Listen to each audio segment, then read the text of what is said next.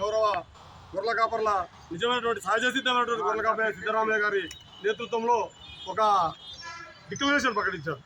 ఆ common declaration Congress గెలుపు కారణమని అనేక జాతీయవాద రాష్ట్ర మీడియా సంస్థలన్నీ చెప్తా ఉన్నాయి.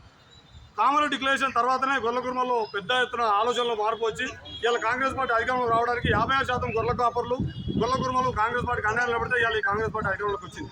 కానీ అధికారంలోకి వచ్చి 20 నెలలు అవుతుంది. ఇప్పటి వరకు కనీసం జీవాలకు కనీసం వైద్యం లేదు. కాబట్టి జీవాల తరఫున మేము నాయకులు మాట్లాడుతున్నాం. జీవాలు కూడా మాట్లాడడానికి ఇవాళ ఇక్కడ తీసుకొచ్చాం. వాటి గోసని మా గోటితో పాటు జీవాల కోసమని జీవాల కోడిని గాంధీభవన్లోని బీసీసీ అధ్యక్షుడు గారికి వినతిపత్రం ఇద్దామని మేము వచ్చినాం. ప్రధానంగా యాదవ కుర్మలకి స్వతంత్ర భారతానంతరం లేదా ఉమ్మడి ఆంధ్రప్రదేశ్ కానీ హైదరాబాద్ రాష్ట్రంలో కానీ యాదవులు కుర్మలు మంత్రివర్గంలో లేకుండా కొనసాగుతున్న మంత్రివర్గం ఇది ఒకటి మాత్రమే. కాబట్టి యాదవులు కుర్మలు మంత్రివర్గంలో అవకాశం కల్పించాలని జనాభా నిష్పత్తి ప్రకారం బీసీసీ కార్యవర్గంలో కానీ నామినేటెడ్ భవనంలో కానీ ఖచ్చితంగా అవకాశం కల్పించాలి. అంటే రాహుల్ గాంధీ గారు రోజు ఏం చెప్తున్నారు, జితనే ఆబాది ఉత్తనే భాగీదారి అంటున్నారు.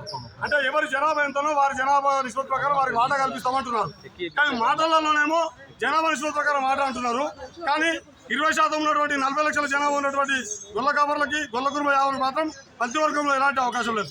2 సార్లు మంత్రివర్గ విస్తరణ చేశారు. ఇప్పటి వరకు ఎలాంటి అవకాశం కల్పించలేదు. కానీ ఇకనైనా మంత్రివర్గ విస్తరణలో గొల్ల కుర్మ యాదవులకు అవకాశం కల్పించాలని కార్పొరేషన్ భవన్లలో కానీ నామినేటెడ్ భవన్లో కానీ పార్టీ భవన్లలో కానీ జనాభా నిష్పత్తి ప్రకారం మాకు అవకాశం కల్పించాలని డిమాండ్ చేస్తూ నిరసన జరపడం కోసం గాంధీభవన్కి వచ్చినాము. ఈ గొర్రెల కాపర్ల సంక్షేమ సంఘం ఆధ్వర్యంలో వచ్చినాము. మేము ఎలాంటి పోలీసులు మీరు చూస్తూనే ఉన్నారు, మేము ఎలాంటి ఇబ్బందులు పెట్టడానికి రాలేదు.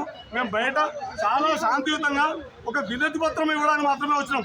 మేము ఎలాంటి ఇప్పుడు చట్ట వ్యతిరేక కానీ ప్రజాస్వామ్య వ్యతిరేక కానీ శాంతివాద విఘాతం కల్పించే పనులు మేము చేయట్లేదు. మేము కేవలము వినతి పత్రం ఇవ్వడానికి మాత్రమే వచ్చినాము. మా వినతి పత్రం కూడా మేనిఫెస్టోలో పెట్టిన పార్టీ, మేము కొత్తమ్మ కొరకలు కోరట్లేదు.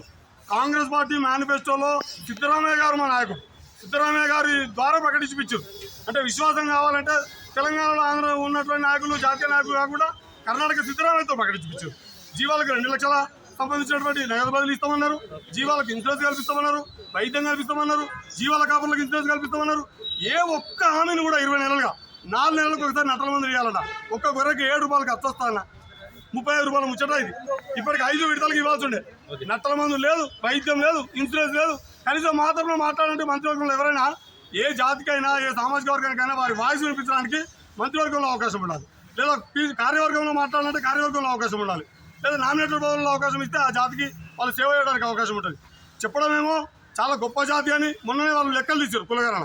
వాళ్ళ లెక్కలలో కూడా ఎన్ని లోపాలు ఉన్నా కూడా వారి లెక్కలలో కూడా మా 40 లక్షల మంది యాదవ కుటుంబాలు ఉన్నారు అని చెప్పి ప్రకటించారు. కాబట్టి లెక్కలలో తేలిన వాటికి అమల్లో ఏమాట వస్తుంది మీకు. దయచేసి మా ఆవేదన అర్థం చేసుకోండి. గొల్ల కుర్మ యాదవులకు అండగా నిలబడండి. జీవాల వైద్యానికి జీవాల ఇన్సూరెన్స్ అవకాశం కల్పించాలని మీ ద్వారా మా గుండెల్లి అయోధ్య యాదవ్ గారు రాష్ట్ర ఉపాధ్యక్షులు, మా రాష్ట్ర ఉపాధ్యక్షులు మార తిరుపతి యాదవ్ గారు, మా మిత్రుడు జాతీయ యాదవ ప్రబోధ సమితి జాతీయ అధ్యక్షులు మేకం రాములు యాదవ్ గారు.